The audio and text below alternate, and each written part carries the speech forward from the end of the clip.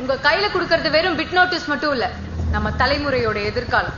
எல்லாரையும் பொறுத்த வரைக்கும் ஆல்கஹால்ன்றது சந்தோஷத்துலயும் சோகத்திலயும் நம்ம குடிச்சு போதை ஏத்திக்கிற ஒரு சாதாரண விஷயமா தான் பாக்குறோம். ஆனா கொலகாரனுக்கெல்லாம் கொலகாரன், அரக்கனுக்கெல்லாம் அரக்க இந்த ஆல்கஹால். இந்த மதுவால நம்ம நாட்டுல 1 மணி நேரத்துக்கு ஒருத்தர் செத்துக்கிட்டே இருக்கான். சராசரி வருஷத்துக்கு 2,60,000 பேர். ஒருத்தர் 2 பேர் இல்ல சார், 2,60,000 பேர் செத்துக்கிட்டே இருக்கான். 20 வருஷத்துக்கு முன்னாடி நம்ம நாட்டுல ஃபர்டிலிட்டி சென்டருடைய எண்ணிக்கையை ஈஸியா வரல் விட்டு எண்ணிடலாம்.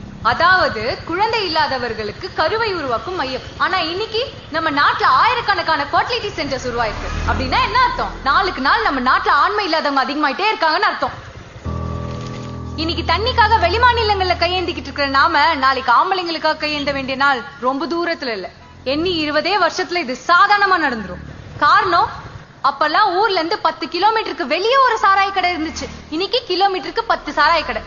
அதுவும் நம்ம ஊருக்குள்ளேயே, நம்ம வீட்டு பக்கத்திலேயே. 2004 வரைக்கும் 3000 கோடியா இருந்த நம்ம டாஸ்மாகோட ஆண்டு வருமானம் இன்னைக்கு 52,000 கோடியா மாறி இருக்கு. அதாவது குடிக்கிறவனோட எண்ணிக்கை 18 மடங்கு அதிகமா இருக்கு.